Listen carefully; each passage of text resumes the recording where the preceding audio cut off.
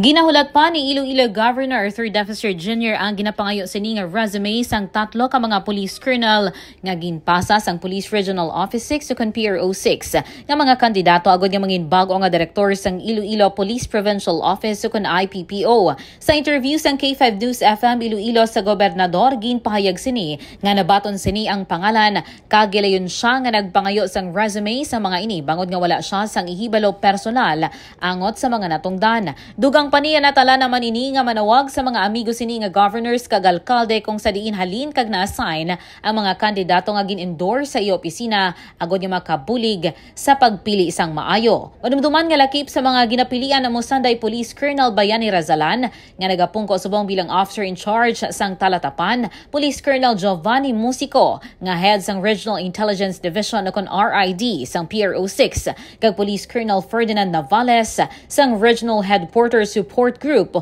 kon RHSG sang PRO6. Ako na nakita na doon, pero nangayo anay kita. Pagkita nga mga resume, ako man naging muna to tell me. We will do our own vetting. Alam mo ng mga kandidato na to sa ng provincial director. Ginatawagan naman ang ilang mga inalinan. Mga amigo na to na governor. Una na nga nagpahayag si Iloilo Governor Arthur Defensor Jr. nga luyag niya sang nagihibalo mangin manuang kag iprioridad ang mga pumuluyo nga mangin masunod nga provincial director sang Iloilo Police Provincial Office. Ini si K5 Alex Escalante para sa Kampiyon nga Balita, Serbisyo Publiko kag Kalingawan sa Iloilo. K5 News FM.